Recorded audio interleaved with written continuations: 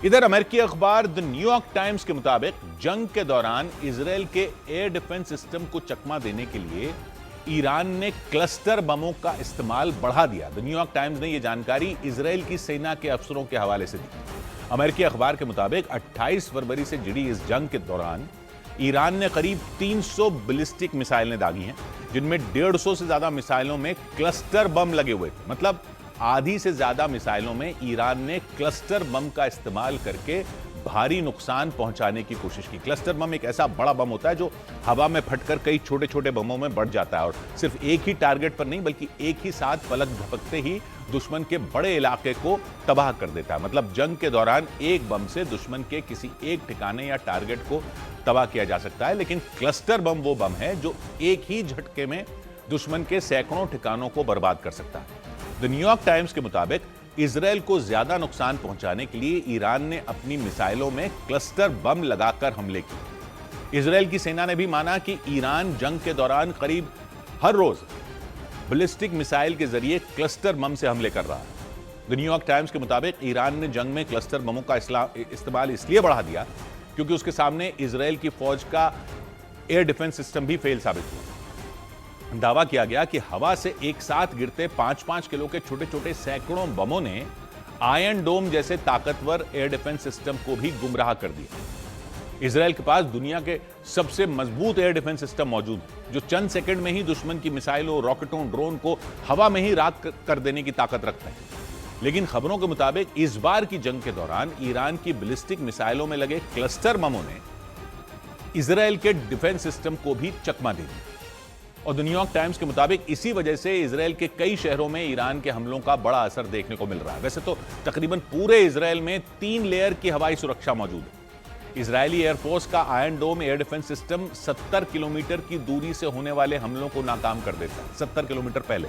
इसके अलावा David sling air defence system 300 kilometre दूर से आने वाली मिसाइलों को ढेर करने की क्षमता रखता है, जबकि उसका एरो 3 एयर डिफेंस सिस्टम करीब 2500 किलोमीटर की दूरी से होने वाले हवाई हमलों को बर्बाद करने की ताकत रखता है। लेकिन ईरान की बैलिस्टिक मिसाइलों से दागे गए क्लस्टर बमों की तोड़ निकाल पाना इजरायल के एयर डिफेंस सिस्टम के लिए चुनौती बन गया, ऐसा माना जा रहा है, क्योंकि माना जाता है कि इन एयर डिफेंस सिस्टम की मदद से मिसाइलों, रॉकेट और ड्रोन को तो रोका जा सकता है, लेकिन एक ही साथ बारिश की बूंदों की तरह गिर रहे 5-5 किलो के छोटे छोटे बमों को रोकना मुश्किल होता है। ईरान ने इजरायल के शहरों को दहलाने के लिए बैलिस्टिक मिसाइलों के जरिए जो क्लस्टर बम गिराए, वो हवा में फटते ही कई टुकड़ों में बढ़ जाते हैं और बारिश की बूंदों की तरह एक बड़े इलाके में फैल गए। ये जो भी आप ग्राफिक्स में देख रहे हैं, ये हवाई जहाज से गिराया जा रहा है, ये दिखाने के लिए, लेकिन ऐसा दावा है कि ईरान ने ये मिसाइल में लगाकर भेजा, हवाई जहाज से नहीं गिरा।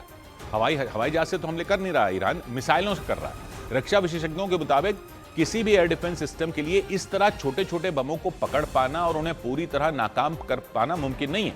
इजरायल के एयर डिफेंस सिस्टम को फेल करने के लिए ईरान की सेना ने इसीलिए क्लस्टर बमों का इस्तेमाल बढ़ा दिया और इजरायल के शहरों में मकानों, पार्कों, सड़कों और दुकानों को इनसे निशाना बनाया।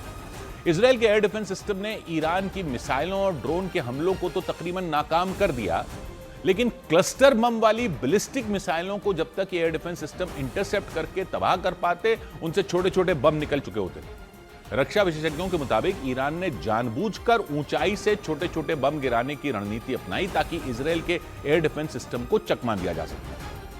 किसी भी जंग के दौरान क्लस्टर बम सबसे खतरनाक हथियार साबित होता है, क्योंकि हवा में फटने के बाद क्लस्टर बम 10 से 13 किलोमीटर के इलाके में फैल जाता है और भारी नुकसान पहुंचाता है। तेज धमाके की वजह से धातु के सैकड़ों टुकड़े दूर तक फैल जाते हैं। अगर इलाका आबादी वाला है तो एक धमाके में कई लोग घायल हो सकते हैं। एक साथ कई जगह धमाके से एक बड़ा इलाका प्रभावित होता है। क्लस्टर बम के साथ एक बड़ा खतरा यह भी है कि ये कई बार बम जमीन पर गिरने के बाद तुरंत फटते भी नहीं, तो किसी लैंडमाइन की तरह, बारूदी सुरंग की तरह सालों तक वहां पड़े रहते हैं। लेकिन बाद में अगर किसी ने गलती से छू दिया या कुछ और हो गया तो वो फट पड़ते हैं। अमेरिकी अखबार ने न्यूयॉर्क टाइम्स के मुताबिक ईरान ने पिछले साल हुई 12 दिन की जंग के दौरान अपनी बैलिस्टिक मिसाइलों पर बहुत ही कम क्लस्टर बमों का इस्तेमाल किया था, लेकिन इस बार की जंग के दौरान उसने अपनी रणनीति बदल दी और इनका इस्तेमाल बढ़ा दिया।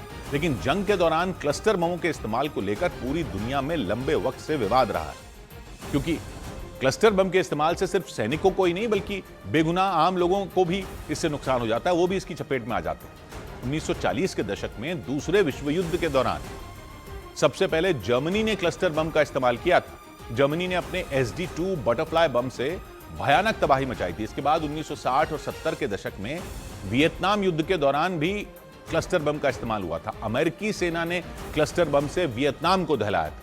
इसके बाद रूस, चीन, ईरान, इजराइल समेत कई देशों ने ये बम बना लिए थे।